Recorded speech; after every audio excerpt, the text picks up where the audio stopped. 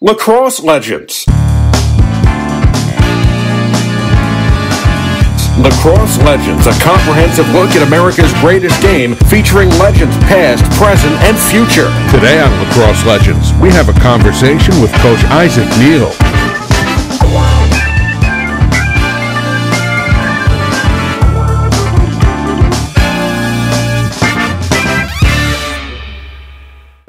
Port Washington, New York. Many influential lacrosse figures hail from Port Washington. Since 2016, Port Washington lacrosse has been led by head coach Neal. Lacrosse Legends had a conversation with Coach Neal prior to their game versus Syosset. Today, the 9-4 Vikings take on the 9-4 Syosset Braves. Yeah, I mean, they're a very good program. You know, I was going back and forth with the girls coach last night, just talking about some of the teams that we choose to play, some of the teams that we have to play. And, you know, when you look at our history with Syosset, they've all pretty much always gotten the better of us. I mean, in the tenure that I've been here, we're like 2-16 against them, but a lot of really good games. So, and as of late, we've had an opportunity to pull a couple out. So we'll see what happens tonight. About this individual, when Lacrosse Legends reached out to you, first question you asked is, why me? Yeah, I mean, I still feel that way to a degree. It's funny because when you did reach out, it gave me a chance to kind of go down memory lane. One of my aunts is very big into genealogy and really just into like our history and our roots. So touching base with her, touching base with my father, and just checking back in and seeing like, how did this all start? He was able to send me some film and stuff like that. So it was interesting to kind of go back to like another life, it almost felt like. So I'm appreciative for the time, but at the same time, I still say like, why me? But I'm interested just to have a conversation. Some people may not know, but you're the first Black coach to win a Nassau County Conference A Division Section 8 title. Yes. So you could even say, you know, sections A through D, or Section 8, but Conference A through D for Nassau County, period. I'm not someone who taps into that too often in terms of the history piece. I like to be in the moment. But at the same time, I think it's important given some of the teams that we play, some of the demographics of this island, and then even just, you know, experiences that I had growing up as far as being an African-American player. Just, it's something that's meaningful to me, just given the history that I faced with this game and all the positivity that's come with it as well. It is quite an accomplishment. We're proud of you here at Lacrosse Legends. What is your coaching philosophy? For me, it's really changed. I'll be honest, when I was an assistant, there was a time when I didn't really realize that I wasn't coaching a team of guys like me. And what I mean is it's no disrespect to any of the players, but not everybody who plays high school lacrosse wants to be a Division I athlete. Me, I always did. For a lot of players, it's an experience, right? And I'm going to use that word a lot in this conversation and really about molding that experience for our players. My philosophy originally started out where I believed I was coaching me. The way that I was coached in college is kind of how I learned some of the nuances of coaching. And even when I was working camps and stuff while I was at Hofstra, I was most often at the time interacting with kids who were looking to be recruited to play lacrosse. So it started out very hard-nosed, very in-your-face and more gritty. I feel like now I've really kind of manifested or moved into more of what I would call like a 2023 style. There's times where we have to be tough on kids and hold them accountable, but at the same time, really just provide that warm and welcoming experience for them. They're giving up their time as much as we're giving up ours. And when they make a commitment to participate in this program, we're all on the same page in terms of what that commitment looks like. So my philosophy has really been more thankful and grateful and accepting of who we have and what we're working towards versus really trying to mold a kid who might not be looking for that experience. So I'm trying to be more of a player coach as of late. You coached in 2016. Has coaching the student athlete changed? It has, you know, and technically with respect to that question, I've actually been here since 2011. I'm sorry. But no, it's okay. But I was originally an assistant coach until 2016.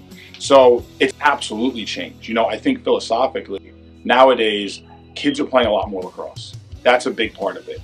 So when we look at that landscape in terms of how the approach is, not to the fault of any of our student athletes, but many of them are participating in club athletics. They're playing lacrosse year round. Not that I've seen a negative shift in regards to how they're approaching games or how they're approaching practices, but we just have to be as coaches more mindful about the amount of, I'll just say lacrosse, that these kids are participating in. So many of them, prior to the last couple of years, would practice with their club teams on Sundays, or maybe have walkthroughs and things of that nature after a varsity practice. So really trying to get them to just buy into the season, look at this season as a standalone. You know, we only get so many games, so really trying to drive home the value of each one of those games. It's a little bit different than participating in a tournament in the weekend where you're playing in 3 to 5 games and you have to kind of shake off that loss or come down off of that big win. So it's changed a little bit. But I think more so now in terms of the coverage that the sport's getting, I do believe that it's allowing players or giving them an opportunity to participate in extracurricular lacrosse more, whether that's training sessions, whether it's specialty like FOGO training or goalie training, and then also giving them now more coverage where they're holding themselves more accountable for the outcome of game, whether it's covered on social media or on various entities like Lacrosse Legends, maybe with varsity media where now they're showing our games. People are seeing what the product that we're putting out. So I really do believe that a lot of players are putting more into process to help with their product. It's warm outside with the warm weather comes to travel teams. Coaches have told me in the past that there have some concerns between how players will forego high school practice to go to the travel practice. And I can't say I blame them. As a parent, I'm paying for this one, but I'm not paying for this. You're going to the one I'm paying for. Correct. I know you coach also travel teams. Have you noticed that problem? At the older ages, no. I really do believe that Nassau County has one of the highest caliber of lacrosse across the board. All of our players, whether they're in 8th grade up through high school varsity, I feel like they more so understand or better understand how to manage that time. I'll also say that a lot of club directors across Long Island and even in other places are also involved with the high schools. We're very much mindful of each other. I know that in our off season, we're mindful of club lacrosse practices, tournaments, in terms of the recruiting events that we're choosing, or even the day of the week that we choose to hold off season workouts. I know that in season, a lot of clubs, or the majority of clubs now, give that time back to the high schools. They understand the importance of the season. I honestly think a lot of clubs benefit in terms of being able to promote or discuss or celebrate even some of the accomplishments at the high school level that some of their club kids are going through. I also believe that college coaches have helped that process too. The majority of their recruiting comes in the summer, so then it allocates time in the spring for kids to focus on high school, while those college coaches are also focusing on their college teams. So there's really no pull. I do feel like back in the day, even when I was an assistant, there was that struggle of I'm tired from club practice. And then I think that as more high school coaches, including myself, got involved in club lacrosse, we were able to better separate the time and make it make sense for everybody. College coaches, do they give more weight to the high school or the club lacrosse experience? I think it really depends. I do believe, and I want to believe, that in a town like Port Washington, we are afforded an opportunity to play at Hofstra in the playoffs on most years, which affords college coaches the opportunity to come and watch our kids play. At the same time, not being from New York, but then also having been recruited in a very informal way. I made a team, coaches were able to see me, people were able to talk about that one tournament, and then I was able to become recruited. I think that in some of the towns where lacrosse might not be the first sport, it then provides those athletes an opportunity to go to a showcase or to play for a club team, to maybe even, and with respect to all athletes, play with a different caliber of lacrosse player and really allow them to develop a little bit further. So I think there's a place in our game for high school, club, showcases, training. I think that we found a pretty good balance of making it all fit. And then I know for high school coaches, if and when they have these opportunities to recruit, they do. I give a lot of kudos to the high school, or the college teams, excuse me, who are committed to playing on high school campuses. I think that it really promotes their brand. I think it gives them a chance to fly in on a Thursday, watch a high school game, coach their team on Friday, play in a game on Saturday, maybe catch an early morning or Saturday evening high school game and recruit some of their players. We honestly do a good job, I think, as a coaches association, scrimmaging each other and participating in really informal events. I know we participate in one in the fall around the corner at Herrick's, where coaches come out and they're here for different recruiting events, and they're going to come by and watch us play, even if it's just a scrimmage. I think our community has stayed very tight-knit to that regard. Next on Lacrosse Legends. You're watching Lacrosse Legends. Let's talk about your college experience. You went to Sure. Hofstra. I did. It brings a smile to my face. Like I said, we were having a conversation earlier. I'll name drop. Mike Scudin, Stephen Napoli, and Tim Holman, all guys who are a year younger than me. Tim Holman coaches at Garden City. Mike and Stephen are both now retired MLL, PLL champions. Hofstra was a fun experience. It was a very different way in terms of getting recruited. Brian Langtree, who's a Hofstra alum who now lives out in Colorado, he had coached against me in one of our all-state games where we separate by conference and we all play each other. He gave Coach Danowski a ring and he gave me a call. That was all it was, especially after my visit. Danowski done a really good job of recruiting guys from all over the country. So even on my recruiting trip, there were 5 other African-American kids, one of them from Colorado. On my team while I was there were 3 kids from Colorado, a few from Texas, a few from California, a few from Canada, some from Florida, guys from all over the place. And I think it really gave us an opportunity to bond over the sport. On the East Coast, lacrosse is so relevant all the time. outside of here, back in 2004, 2005, 2006, it wasn't a mainstream sport. I remember popping in VHS tapes just to record the Final Four, because those are the only games that were ever shown out in Colorado on ESPN or ESPN2. So making it to Hofstra, in my eyes, was always a big accomplishment because I stepped outside of that box, you know, no pun intended, coming from Colorado. It really gave me an opportunity to experience a new brand of the sports, if you will. People may not know you also were a recipient of the Unsung Hero Award. Yes. At Hofstra for sportsmanship, kindness, integrity. Receiving it, I was humbled and honored. You know, the thing that they don't tell you when you're being recruited is they're always looking to recruit someone better than you in the next year. So me, coming from Colorado, I didn't understand how big this game was at the time. So really mixing into that melting pot that I mentioned of all different players, there were some guys who were extremely good. Not all of them were from Long Island either. So for me, there was a big learning curve. But at the same time, I had that instilled in me in high school in terms of committing. So you commit to a program, you commit to a team, you commit to a goal. And for me, it was just giving my best. Whether I played 1 minute of the game, or the entire game, or an entire season, it didn't matter. You know, being around guys who were there for that commonality really helped. And that's a similar experience that we're looking to provide here. Were you with Danowski or So I was not with Danowski. Danowski left the summer that I came out. We were actually in Baltimore for a family reunion. We had met with him, and then a couple of days later, we're getting texts about his departure for Duke. But at the same time, I'm very thankful for Seth Tierney. You know, he was somebody who at the time none of us knew who he was, and now he's someone who I speak to still on a regular basis. The thing that I love the most about Hofstra, and we still talk about to this day, we had a lot of name brand coaches. Seth Tierney comes in from Hofstra. We have Joe Amplo, who's now the head coach at Navy, who built a phenomenal program at Marquette, put that in good hands. We had Matt Rakowski, who had then moved on to Georgetown, who's now an assistant at Delaware. They're having phenomenal success year in and year out. And we also had, and a lot of people wouldn't have known it, but for a year, we still had Ron Caputo, who is now that first assistant under Danowski at Duke. So he had stayed on and coached for a year with Coach Tierney. And then we also had, who's getting ready to retire this year, Coach Sean Smith, who is the athletic director for division in Levittown. All of those guys really brought in that rich history, especially of Long Island lacrosse. They're all from Long Island. Coach Tierney was from Levittown. Rakowski was a two-time All-American for Bethpage. Coach Caputo was from Long Island. Coach Amplo was from Long Island. So they were really big on us understanding that East Coast brand of lacrosse. Started on Long Island a long, long time ago, and those roots were planted. The day you plant the seed is not the day that you eat the fruit. I mean, I understand where that comes from. It's funny, I've never heard him say that, but I can picture him saying that. I understand what he means when he says it. He's somebody who invests in people. So when you invest in people, we want them for what they're at, but also that potential that we see them being able to become. I think in all of us, he gave us opportunities to not only be connected with him, but then also touch base into the things that we were interested in. So as I had mentioned earlier, we were talking about that whole alumni aspect, where on a very consistent basis, he brings the alumni together. There are guys in the city in finance, there's a lot of us out here in education and in various parts of the country. We never miss an opportunity to get together and really talk about not only what went on, but where we're going. He was always someone who, no matter what was going on with lacrosse, was always invested in who we were as a person and the things that we were interested in as we left Hofstra. You're from Colorado? I am. I am. You lettered over in high school, was that? Yeah, so lettered in four sport. We always joke, people say how we leave track practice and then go down to lacrosse practice. Even in Colorado, I was very fortunate to have some gatekeepers, if you will.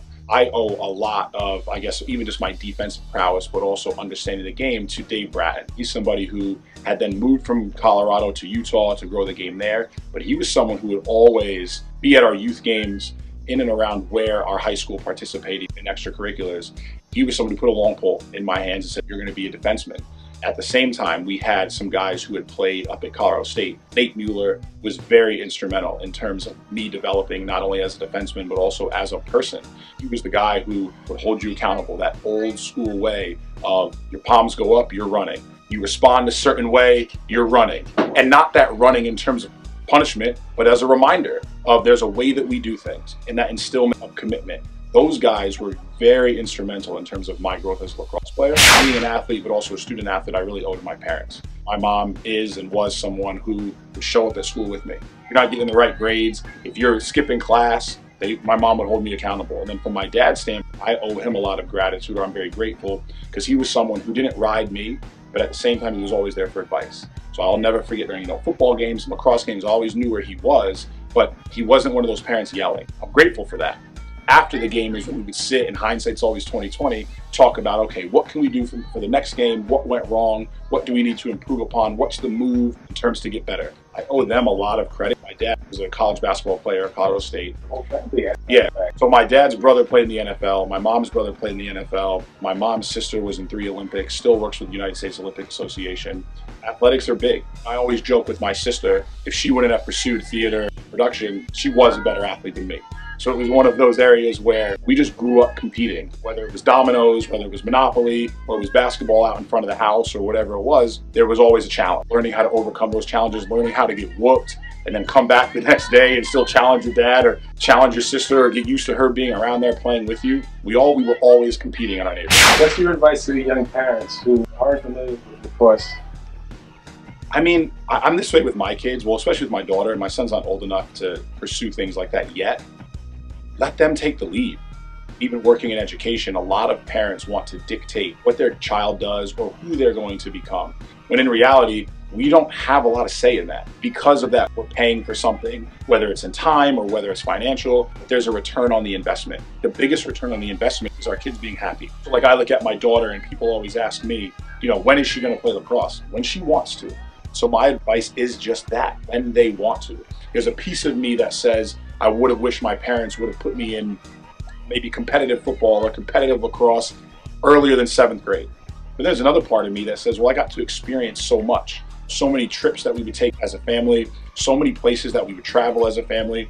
I think I remember that more than any of the games that I ever played in. So I tell them sometimes just to exhale, take a deep breath, let your kid tell you what they're happy doing. It's got to be something, but at the same time, support them in whatever it is that they want to do. Hofstra, you had a degree in marketing. You went back and got a master's degree in education. I think you have a second master's degree now also? 3, but yes. 3? Yeah, so just different specialties. Okay. You know, for me, coming to New York, well, thank you. And coming to New York, I had never been to New York prior to my recruiting trip to Hofstra. You know, my mom's from New Jersey, but we never came that far north. So we'd be at the beach in Jersey Shore, down in Florida, or with my parents, my dad's family, you know, in Louisiana or California. So coming to New York, I had this vision of, well, this is what we do. We go to the city and you wear a suit and this is what you pursue. I fell in love with coaching in all the camps that we did over the summers. So throughout my 4 years at Hofstra, every single summer, Coach Tierney would always solicit us. Do you want to stay and work? Do you want to be around? Do you want to work out? Do you want to get better? And I did. That commitment piece that I talked about is something where when I was in high school, we were committed to football. All summer, we were at football workouts, 5 a.m., even in June and July, and we started school in August. Being out in New York, there's so many great things. The beach, the city, close to my mom's family. My sister went to Brown. Having that close proximity in case of anything was always important. But just the fun of being with all the guys. Living in the house, going to camps, training kids. That fun part of lacrosse. My first experience in lacrosse was literally going to a camp in the summer that was run by a local high school program. Providing that experience to young people was a joy to me. So really getting stuck, I say, by choice. So having that opportunity to come out from Colorado, stay out here, grow the game for kids who want to be around it and participate in camps was a lot of fun. Track, basketball, football, and lacrosse. How did you gravitate to lacrosse? Honestly, I had a lot of teammates who graduated in 2005, so the year before me, who had pursued football at a collegiate level. When they would come back, it wasn't something that I was overly interested in all honesty. I loved the game of lacrosse. Something about it. I can literally remember when my mom first bought me my gear and we came home, and I can remember like what was going on in the garage, the smell of like a brand new lacrosse ball or a freshly strung stick that, you know, nowadays is like pastime. It was just something that I enjoyed. And when I looked at that time what I was into, I wasn't outside playing basketball at that point. I was outside throwing against the wall. I liked football, but not as much to go and experience some of the things that my really good friends were experiencing at the time. That's what I felt like I wanted to do. And then when you get a little bit of interest from schools, you start thinking about that future. And then I really just wanted to experience something different. My dad's from California, my mom's from New Jersey. They found each other in Colorado. For me, I'm thinking, okay, maybe that's my journey too. My parents kind of migrated for different reasons. I'm gonna try the same thing and I can always go back home. So I guess it was a good decision. Yes, sir. Yes, sir. What's in the future for Coach Neal? I mean, right now, I don't get too ahead of myself. One thing I said I didn't want to do with my daughter was coach her. I coach her in soccer. I like to be around and help out. I know I'm going to do the same thing with my son. Right now, it's more like enjoying the moment.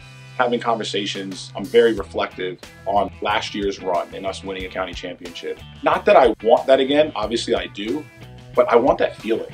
And then so I really learned to appreciate the feeling of in the moment, because then I went back even further, and all those prior years all ended in guys crying and guys upset and maybe ended in a loss. So I'm really trying to just enjoy the group of guys that I have in front of me right now. Future-wise, I don't know. One thing, I look at the future of this program, I definitely know and understand like what's coming up. We have a lot of kids in this town that are participating in lacrosse at many levels. For them, just being able to provide them this culminating experience is what I aim to do. I do think that as a coaching staff and even as a program, we can grow. How? I don't know yet. Just as I alluded to back when I first started coaching, the times were a little bit different and the way in which you coach was different. Well, the needs of our players may be different too. Club lacrosse and the way in which kids are getting recruited, everything with high school may shift. At the same time, I just want to provide a fun and positive experience and make sure that we're competitive at the same time. So today is a big game, especially events happening today. So there are. So number one, we need to congratulate our seniors. This is a group who, and I work in a high school, it's been a rough 4 years. And not entirely, like last year we had tremendous success. The year before we had a couple of good staples for our programs and some wins that we had, but their freshman year was cut short because of COVID. So we're really celebrating a group that only had 3 years, excuse me, of this experience, which kind of alters the way that they approach the game with their sense of urgency, a little bit of hunger, wanting to win now versus, stretching it out. At the same time, we're also honoring a family that's been very pivotal in terms of not only my coaching career, but of this program. We are honoring Jeff, Jake, and Joey Ficaro. We're presenting them with Lifetime Viking Achievement Awards. So the Viking Award is in memory of Peter Ferrero. He is the late father of one of our goalies, who had actually participated in this sport, was a varsity athlete for 5 years, a 5-year starter in the goal, which is very unique. It's an opportunity for us to really tie in some of our alumni, touching base with some of the alumni who won that award in the past over the last 12 years. For me, it's interesting to hear from them. Now, they're young adults. When I first started coaching them, I was 23 years old. Now they're 23, 24, 25 years old. Their perspective on how this place has changed is really enlightening, but also endearing to hear. It's a big day, but at the end of the day, there's a lacrosse game to be played. Whether we win or lose that game, it doesn't dictate how the whole season is overall. It's a fun atmosphere that we're able to provide here in terms of a Friday Night Lights game. Yes, sir. Well, I can definitely see why you won the Unsung Hero Award. Best of luck to you out here. You are definitely an ambassador of the game. Thank you for everything you've done. Much appreciated. Everything that you're doing for the game and everything you're going to do for the game in the future. Off the record, go Vikings. Appreciate it. Thank you. Thank you. Next, it was the Syosset Braves taking on the Port Washington Vikings. Yeah, buddy. Yeah, boy.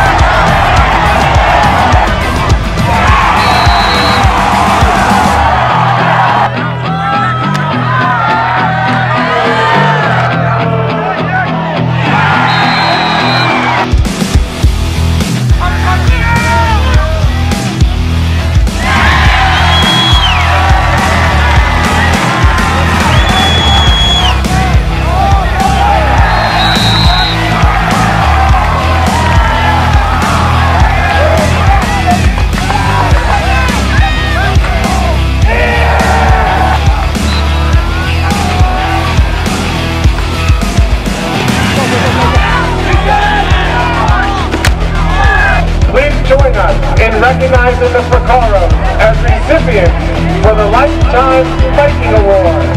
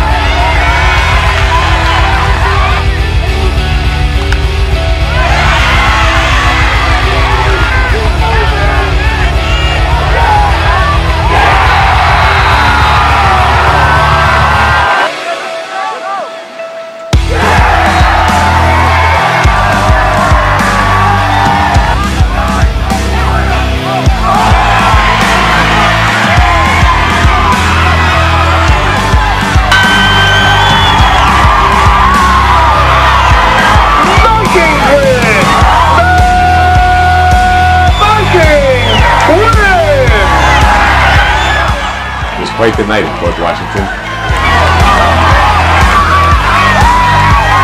Great job. Featuring legends from the past, the present, and the future. This is Monsanto Muzak, the Lacrosse Legends.